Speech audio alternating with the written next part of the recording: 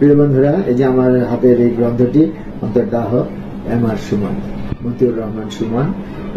এই গল্প গ্রন্থে মোট 8টি গল্প রয়েছে। প্রথম গল্পটি হচ্ছে অন্তর্দাহ, দ্বিতীয় গল্পটি হচ্ছে দীর্ঘ শূন্যতা, তারপর আর্তনাদ, ক্ষণিকের মায়া, অনুভূতির দহন, প্রত্যাবর্তন, অনুর মুক্তি, নক্ষত্রের মৃত্যু।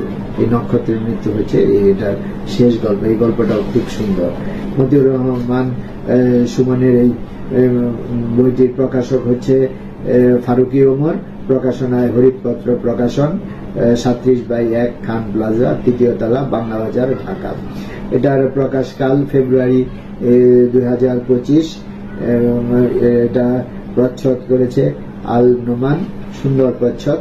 এটার প্রচ্ছদটাও দেখেন, খুব সুন্দর একটা প্রচ্ছদ। গ্রন্থটার প্রচ্ছদটা খুব সুন্দর এবং এটার বর্ণবিন্যাস MRA কম্পিউটার্স, মুদ্রণ, হরিৎপত্র প্রিন্টার্স। এটার গ্রন্থটার মূল্য ধরা হয়েছে 200 টাকা।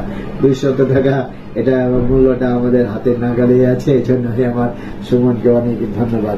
এটার অনলাইন পরিবেশক হচ্ছে রকমারি.com এবং হরিৎপত্র প্রিন্টার্স। এটা এবং বিভিন্ন লাইব্রেরিতেও এই গ্রন্থটা পাওয়া যাচ্ছে। প্রিয় বন্ধুরা, অন্তর্দাহ গল্প গ্রন্থের উৎসর্গপত্রে মতিউর রহমান সুমন লিখেছেন, অন্তর্দাহ গল্পটি মাকে পড়ে শুনিয়েছিলাম, তিনি কান্না করে দিয়েছিলেন। গল্পের প্লটে আছে বাবার আর্তনাদ, মায়ের মৃত্যু। গল্পটি মা বাবাকে উৎসর্গ করতে চাই। এই গল্প গ্রন্থের এই যে প্রথম গল্পটি, নাম গল্প অন্তর্দাহ, এই গল্পটি উনি ওনার মা বাবাকে উৎসর্গ করেছেন এবং পরে তিনি লিখেছেন, আর যার ইচ্ছায় বইটি প্রকাশ করা বারবার মনে করিয়ে দেয় সেই কবে একটি বই প্রকাশ করেছেন, আর খবর নাই, বই বের করেন না কেন। ওনার এই কথাগুলো হচ্ছে ওনার স্ত্রী প্রাপ্তি এবং ওনার স্ত্রীকে নিয়ে উনি একটি কবিতা লিখেছেন। এখানে কয়েকটা লাইন দিয়েছেন, সেই লাইনগুলো আমি এখন পড়ছি। প্রাপ্তি। চৈত্রের দাবদাহে তুমি আমায় এনে দিলে বসন্তের ঢেউ, গ্রীষ্মের খরতাপে দিয়েছ শীতল ঠান্ডা দুটি হাত, শীতের কাঁপুনিতে দিলে গ্রীষ্মের উষ্ণতা। তুমি আমার বন্ধু ভালোবাসার অর্ধাঙ্গিনী, তুমি আমার অপূর্ণতায় দিয়েছ প্রাপ্তির স্বাদ। ধন্যবাদ, ধন্যবাদ আমার সুমন, আপনি আপনার অর্ধাঙ্গিনীকে নিয়ে সুন্দর কবিতা লিখেছেন। আমি ওই অন্তর্দাহ গল্প গ্রন্থের ভূমিকায় আমার সুমন লিখেছেন কিছু কথা। গল্প, কবিতা, উপন্যাস কিংবা এক কথায় যদি বলি সাহিত্য, তা আমাদের জীবন বোধেরই কথা। অন্তর্দাহ গল্প গ্রন্থে সবগুলো গল্পই জীবনের গল্প, সমাজের সচেতনতার গল্প।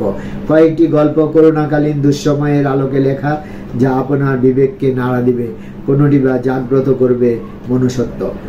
সবগুলো গল্পই আপনার হৃদয়কে স্পর্শ করবে, এ আমার বিশ্বাস।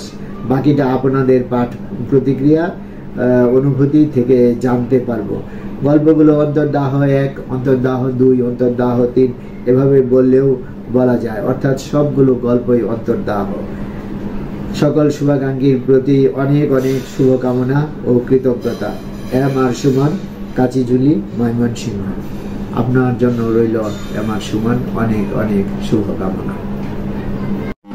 প্রিয় বন্ধুরা, এম.আর. সুমন ওনার এই গ্রন্থের এক জায়গায় লিখেছেন, লেখক মনে করেন কল্পনা বলতে কিছু নেই, বাস্তবতা থেকেই কল্পনার সৃষ্টি।